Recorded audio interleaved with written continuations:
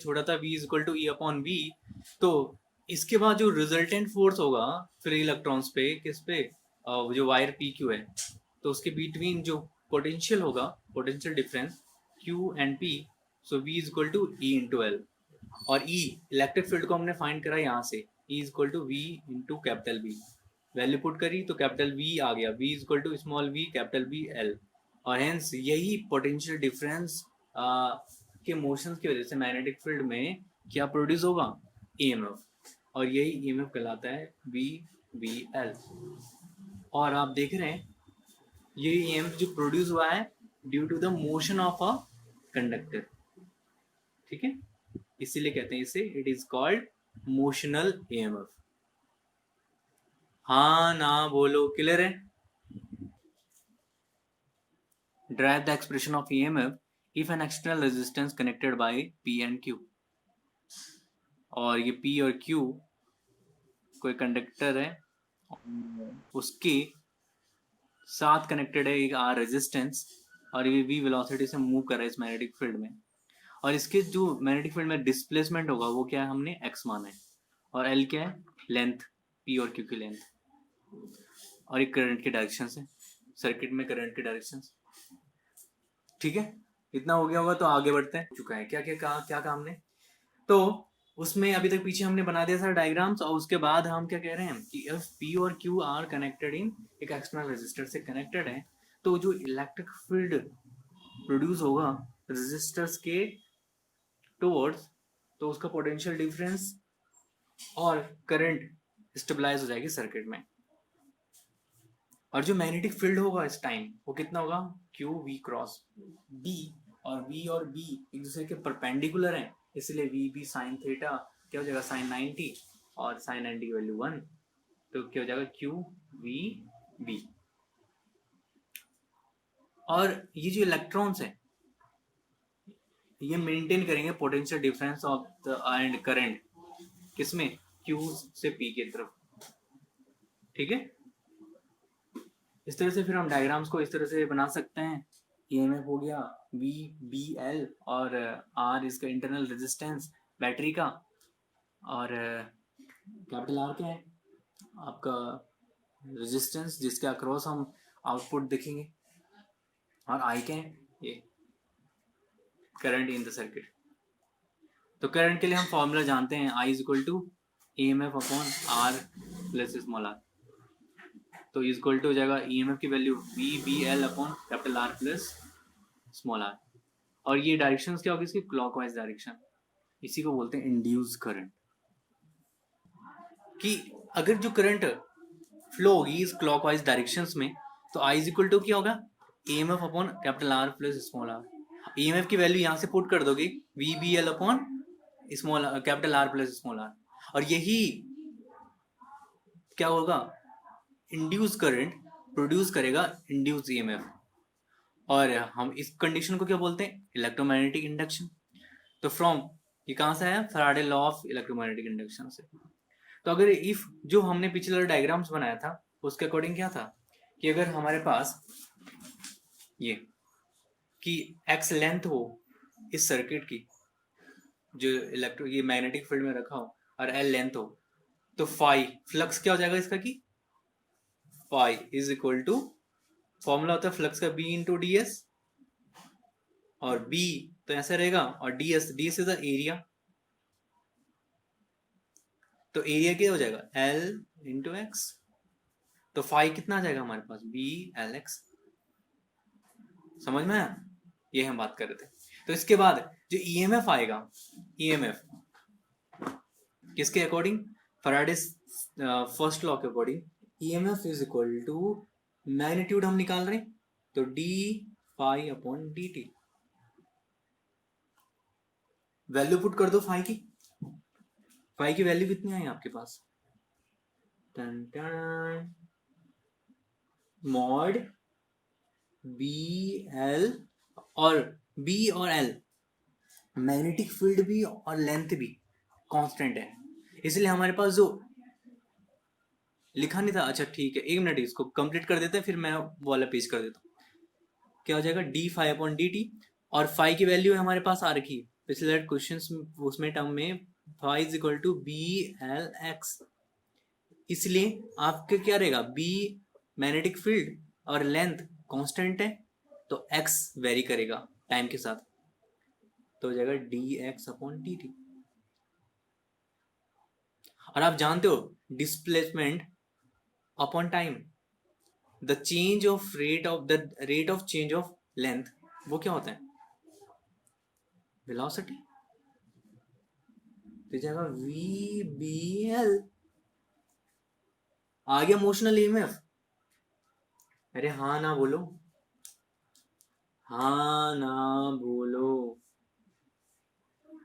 तो हमारा अगर कोई पी क्यू कंडक्टर है, पी क्यू कंडक्टर वो क्या है, रेजिस्टेंस से कनेक्टेड होगा, ठीक है, और किसी मैग्नेटिक फील्ड में, तो अगर उसको थोड़ा सा वहां पे डिस्प्लेसमेंट करेंगे तो तब भी हमारा मोशनल ईएमएफ क्या होगा, वी बी एल ही होगा।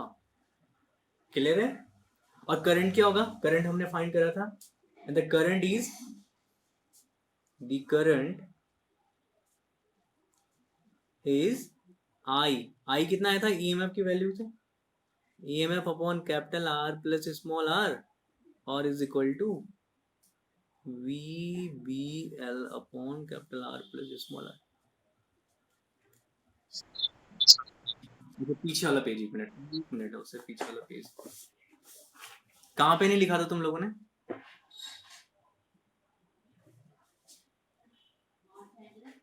मेरे को वहां पे बता दो कहाँ पे,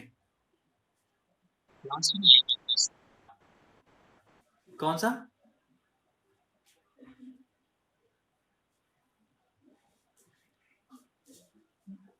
कौन बोल रहा है, कहाँ पे, कहाँ तक नहीं लिखा था, कौन सा नहीं लिखा था,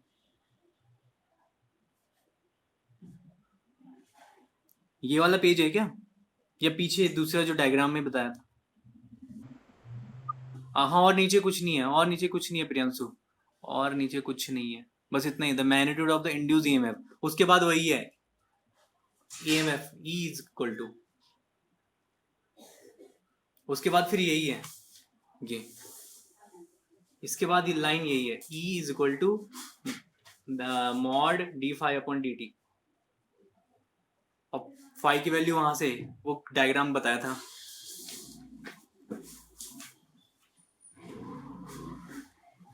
फाई की वैल्यू यहाँ पे डायग्राम में बी इंटू डी एस और बी एल एक्स, और बस एडजस्ट कर दिया तो हमारे पास ईएमएफ आ गया, मोशनल ईएमएफ। अरे हाँ ना बोलो, हाँ ना बोलो, क्लियर है।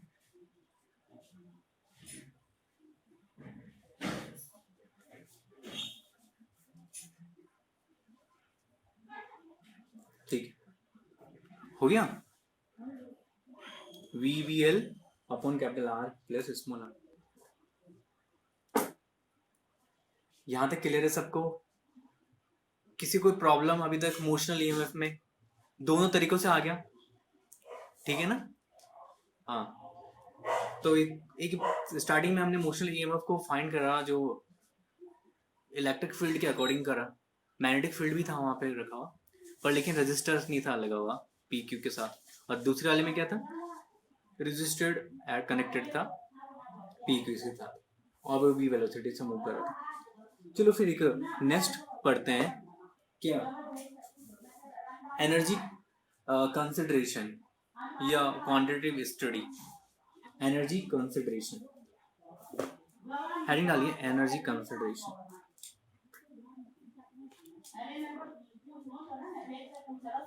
क्योंकि इस तरह से अगर कोई प्रोसेस हो रहा है, ईएमएफ जनरेट हो रहा है, इमोशनल ईएमएफ प्रोड्यूस हो रहा है, तो वहां पे कुछ ना कुछ क्या होगा, वर्क डन हुआ होगा, एनर्जी होगी, तो उसको हम फाइंड कर सकते हैं।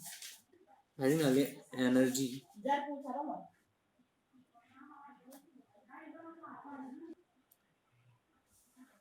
किसके लिए, एनर्जी कंसंट्रेशन के लिए। तो हम एक क्वेश्चन के अकॉर्डिंग समझ रहे हैं कि एक लूप है MNOP, और वो किस में रखा हुआ है, एक यूनिफॉर्म मैग्नेटिक फील्ड में, और वो वेलोसिटी से मूव कर रहा है, और F क्या है, एक एक्सटर्नल फील्ड अप्लाइड है, MN की लेंथ कितनी है, L, तो वही हमने क्वेश्चन में लिख लिया है, और इसका टोटल रेजिस्टेंस कितना है लूप का, कैपिटल R है, तो इसके अकॉर्डिंग हमें फाइंड करना है करंट इन द लूप, इस लूप में करंट क्या होगा, and magnetic force on the loop, ठीक। And external force F needed to maintain the velocity, क्योंकि एक एक्सटर्नल फोर्स भी वो क्या करेगा, इसकी वेलोसिटी को मेंटेन करेगा। ऐसे नहीं कि बहुत तेजी से लूप मूव करने लग जाए मैग्नेटिक फील्ड्स में। और हमने कहा भी है ना, फ्लक्स चेंज किसकी वजह से होता है, या तो मैग्नेटिक फील्ड कांस्टेंट हो और लूप वेरी कर रहा हो, या लूप कांस्टेंट हो और मैग्नेटिक फील्ड वेरी कर रहा हो, या दोनों क्या हो, मूविंग हो। कल हमने बताया था। और power delivered by the external force, external force की वजह से कोई पावर डिलीवर्ड होगी, वो भी हम फाइंड करेंगे। और thermal power develop in the loop, कि इसमें थर्मल पावर कितनी डेवलप होगी, क्योंकि इनकी मूविंग की वजह से इसमें कुछ हीट जनरेट होगी, वो एज अ थर्मल पावर के फॉर्म में रहेगी। क्लियर? क्वेश्चन समझ में आया? हाँ ना बोलो फटाफट, फिर इसको जल्दी से 8 मिनट में खत्म करते हैं। तो चलो इसको थोड़ा सा समझ लो कि क्या क्या कर दिया हमने।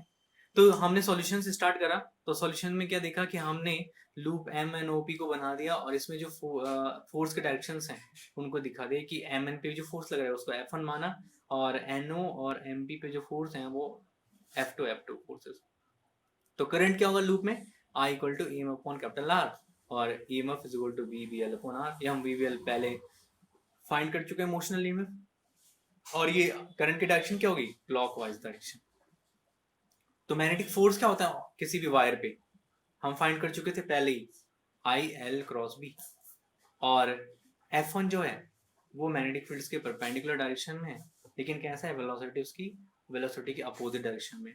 तो F1 इक्वल टू इसका मैग्नीट्यूड जाएगा ILB V cross B square L square upon capital R। ये कहाँ से आया, I की वैल्यू यहाँ से पुट करी इस रिलेशन से, और ये अपोजिट टू द वेलोसिटी। बाकी जो NO और MP की फोर्सेस हैं वो एक दूसरे को कैंसिल करेंगे ईच अदर, बिकॉज ये मैग्नेटिक फील्ड की डायरेक्शन में ही लाई कर रहे हैं, पैरेलल है। तो L क्रॉस B मतलब साइन थीटा आएगा, तो उसको साइन 0 बन जाएगा, क्योंकि और लेंथ वेक्टर भी क्या है, सेम ही डायरेक्शन में, B की डायरेक्शन में, तो साइन 0 0, इसलिए वो एक दूसरे को कैंसिल कर देंगे और 0 होगा वो फोर्स। तो हमारे पास रिजल्टेंट फोर्स क्या हो जाएगा, magnetic force in the on the loop F1 B square L square V upon capital R, opposite to the velocity. और जो एक्सटर्नल फोर्स होगा F बराबर F1 equal to V B square L square upon R। Clear हुआ? तो इससे तुमने force निकालना सीख लिया किसी भी लूप में मैग्नेटिक फील्ड में रखा हो, और करंट।